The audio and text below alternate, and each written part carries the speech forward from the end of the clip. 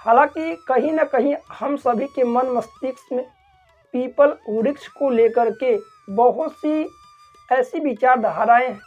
क्या पीपल का वृक्ष काटना चाहिए, नहीं काटना चाहिए, क्या उसके छांव में हम लोग को रहना चाहिए, पीपल का वृक्ष लगाने के क्या क्या फायदे हैं, परिक्रमा करने के क्या फायदे हैं, क्या पीपल के पूजन करने से कहीं ना कहीं सारे ग्रह प्रसन्न हो सकते हैं। इन सारे विषयों पर बेहद विस्तार पूर्वक हम अभी चर्चा करेंगे।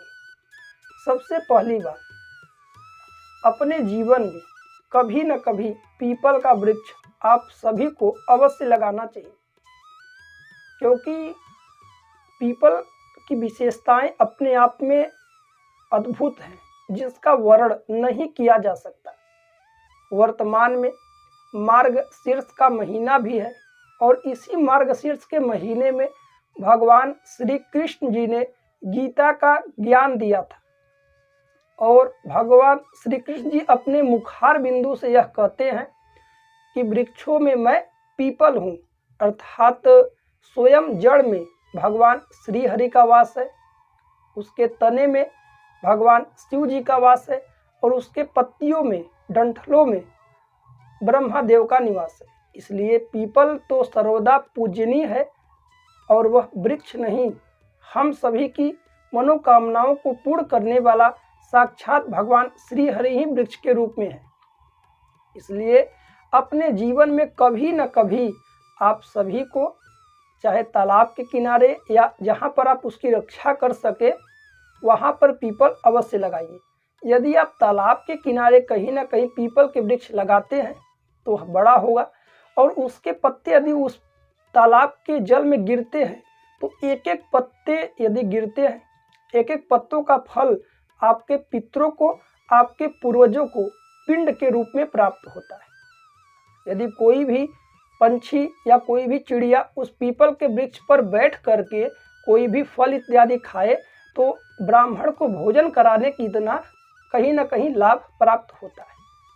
साथ ही साथ पीपल की आपको कम से कम 7 या 11 या फिर आप अपने इच्छानुसार इतना परिक्रमा करिए, उसका अनंत गुना फल है।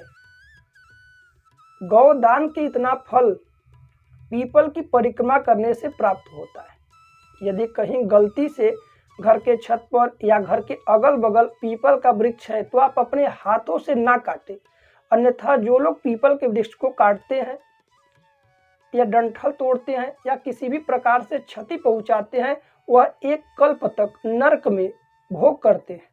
इसलिए इससे आप बचिए।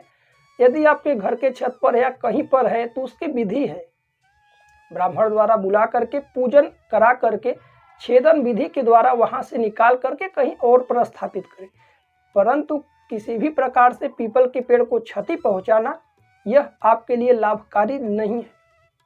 वही साथ ही साथ प्रतिदिन यदि स्नान करके कोई व्यक्ति पीपल को स्पर्श करे, प्रणाम करे, वहाँ की मिट्टी रज मस्तक पर लगाए तो उसका भी अनंत गुना फल है।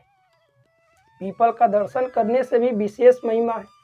किसी की कुंडली में 7.5 शनि, ढैया या कोई भी ग्रह विपरीत है तो आपको एक तांबे का या पीतल का जो भी लोटा हो वह लेकर के कच्चे दूध, थोड़े से गंगा जल, शुद्ध जल, काले तिल, खड़े चावल, गुड़ इत्यादि डाल करके नियमित रूप से पीपल के जड़ में उसी जल का सिंचन किया जाए तो कहीं ना कहीं आपके 9 ग्रह अनुकूल रहेंगे और अच्छी प्रशस्ति में आपको परिणाम देंगे।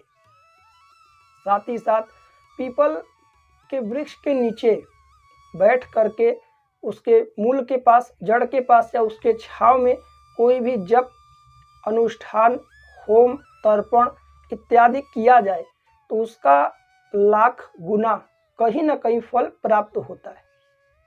इसलिए पीपल की महिमा अपने आप में अद्भुत है। के वृक्ष के नीचे यदि कोई भी वस्तु विशेष का दान किया जाए तो वह कभी भी अक्षय नहीं होता, उस दान का लाभ कई कल्पों तक हम सभी को प्राप्त होता है। यदि कोई भी ब्राह्मण, गौ इत्यादि पीपल के नीचे बैठ करके हवा इत्यादि लेते हैं, बैठते हैं, तो जिन व्यक्ति ने वह पीपल का वृक्ष लगाया है उसके पूर्वजों को भी कहीं ना कहीं लाभ प्राप्त होता है। इसलिए आप सभी कहीं ना कहीं अपने जीवन में एक पीपल का वृक्ष अवश्य लगाइए, पीपल की पूजा करिए, परिक्रमा करिए, वहाँ दीपदान इत्यादि करिए। सोमवती अमावस्या को यहाँ तक लिखा गया है, यदि कोई मौन रह करके स्नान इत्यादि से निवृत्त होकर के पीपल की प्रदक्षिणा करता है और दर्शन करता है तो उसे कहीं ना कहीं अनंत कल्पों तक स्वर्ग लोक में वास होता है। इसलिए इन चीज़ों पर आप विशेष ध्यान दें। साथ ही साथ आइए अब